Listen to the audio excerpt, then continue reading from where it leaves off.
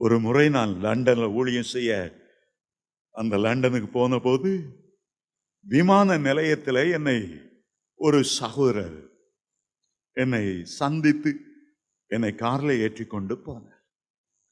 ஆண்டவர் மேல அவருக்கு இருந்த ஒரு அன்பை பார்த்து நான் போகிற வழியில் அவரோடு பேச்சு கொடுத்து கேட்டேன், பிரதர், உன்னுடைய வாழ்க்கையில மறக்க முடியாத சம்பவம் என்ன, எனக்கு சொல்ல முடியுமா என்று கேட்டேன்.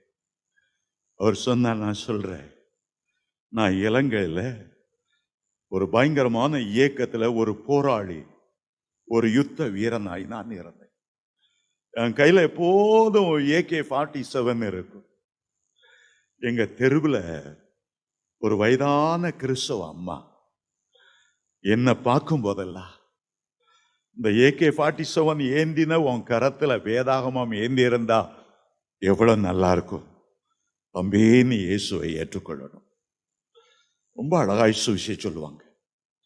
எனக்கு அந்த அம்மாவை பார்த்தாலே எரிச்சல், கோபம். எங்க தேசம் அடிமைப்பட்டு கிடக்கிறது, விடுதலைக்காக நான் போராடி கொண்டிருக்கேன். ஏசு ஏசு ஏசு, இந்த இயேசுங்கிற பேரை ஆண்ட பேசாத, கோபம் வரும்.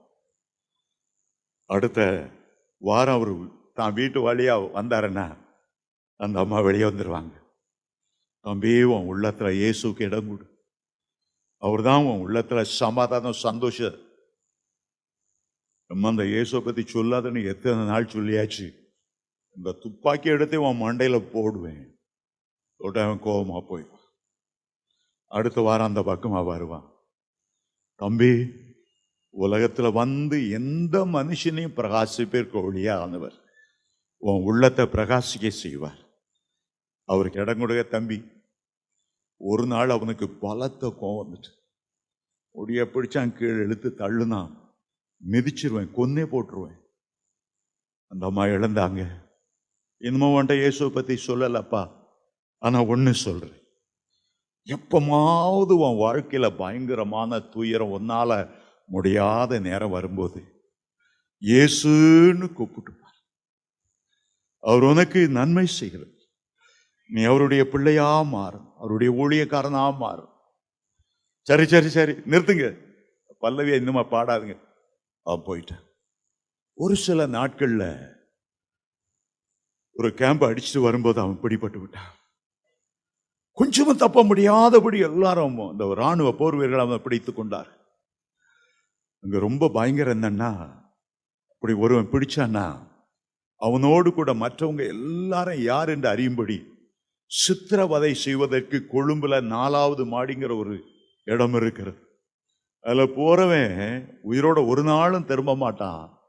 திரும்பாட்டாலும் பரவாயில்ல, தாங்க முடியாத சித்திரவதையாய் அணு அணுவாய் வெட்டப்பட்டு, சரீரமெல்லாம் ஊசியால கொத்தப்பட்டு, விறகெல்லாம் சீவப்பட்டு, அதுல பெட்ரோல் ஊத்தி தீ வச்சு கொஞ்சம் கொஞ்சமா சாக விட மாட்டாங்க.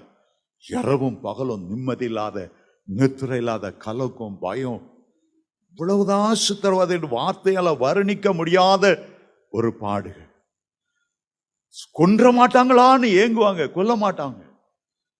அவன்கிட்ட இருந்து எல்லா சரக்குகளையும் ரகசியங்களையும் அந்த 4வது மாடி கீழே போய் உட்காரும் போது உனக்கு மரண பயம் வந்த. திடீரென்று அந்த தாயார் சொன்ன எண்ணம், அந்த வார்த்தைகள் அவனுடைய காதிலே ரிங்காரமாய் ஒலிட்டு, தம்பி, எப்பொழுதாவது நீ ஒரு பிரச்சனையில மாட்டும்போது இயேசுன்னு கூப்பிட்டு பார், அவர் உனக்கு உதவி செய்யறாரா இல்லையா நீ பார். ஆகவே அதுல உட்கார்ந்தா இயேசுன்னு கூப்பிட்டான்.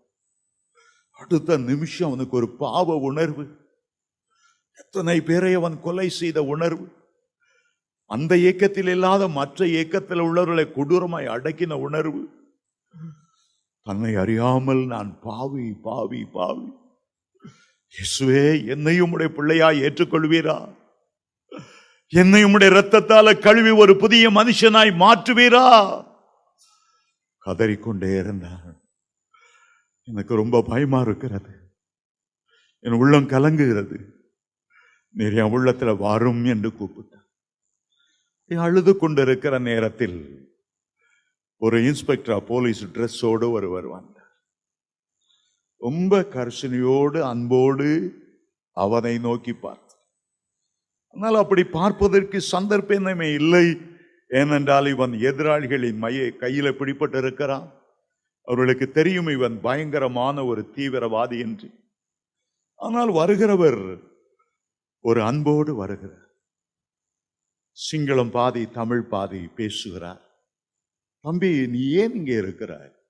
எப்படி இங்க வந்தாய்? அவனை அழைத்து கொண்டு போனார். அவனுடைய கையில் உள்ள விலங்கை அவிழ்த்தார். பின்பக்கத்தை காண்பித்தார். இந்த இருளிலே நீ போய்விடு, உன்னை நான் தப்பு வைக்கிறேன், நீ இனிமேல் தவறு செய்யாதே. அவனுக்கு அது யார் என்று தெரியவில்லை.